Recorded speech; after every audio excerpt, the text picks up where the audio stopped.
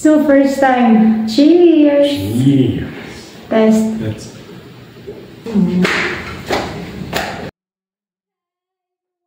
Dahil may nabili tayong dragon fruit sa city, so magmukbang kami ng aking asawa. So first time niya rin itong matikman at first time ko rin matikman itong dragon fruit. So let's do it, my love! So may tissue kami dito kasi ma-juicy. Nakita ko kasi yung iba kumakain nito. So balatan na natin. Ano ba magbalat nito? Mayroon kasi kaming dragon fruit sa bahay. Pero ngayon nga lang guys, hindi ako nakakain nung nagbakasyon ako kasi hindi nga siya season. Ang season daw nito sa Pilipinas is mga August. So ito na guys. Oh, excited! Pink na pink! Ah, grabe. Pangit ng kutsilyo na bili ko. Ay, hindi talaga siya maganda.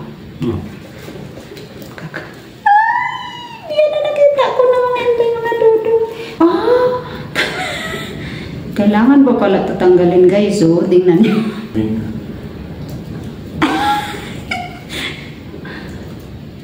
Walang lasa, matabang. So tanggalin pala ito. Natapang lagi. Kining baguhan ako. Alam niyo ba guys, magkano ang presyo nito? 30 300 ang isang piraso sa Pilipinas na presyo. Bumili lang talaga ako kasi I'm so curious. Gusto ko matikman. Ito na.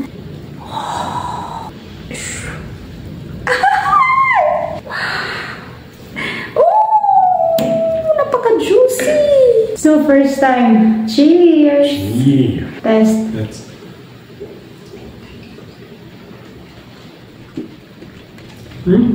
What can you say? It's okay. But guys, since it's sa inyo matamis ba ito? Hindi siya masyado matamis. Sa inyo ba matamis ba? Not totally sweet. No. Pero ano siya, para siyang milky. Masarap siya. Maybe because it's just new. Pero hindi siya masyado matamis talaga.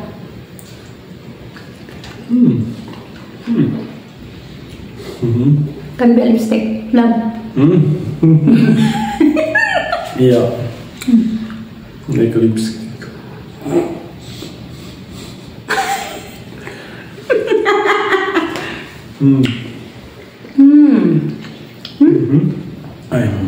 Okay lang. Masarap siya i-shake. Yoy.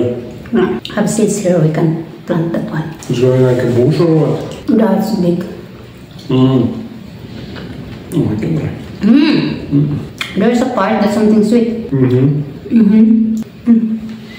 Okay. Masarap siya.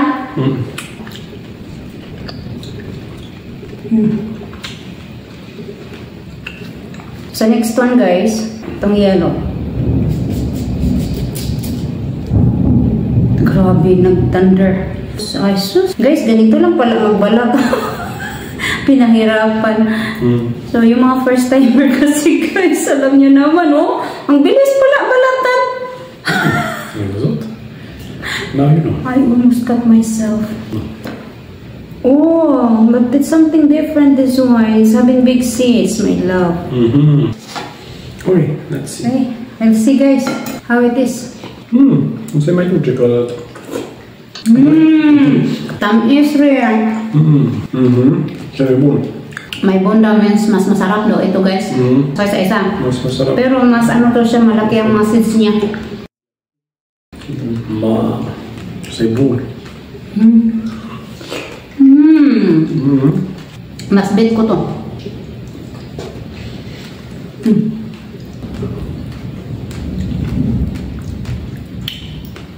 So for you, Thank you, mamma mia.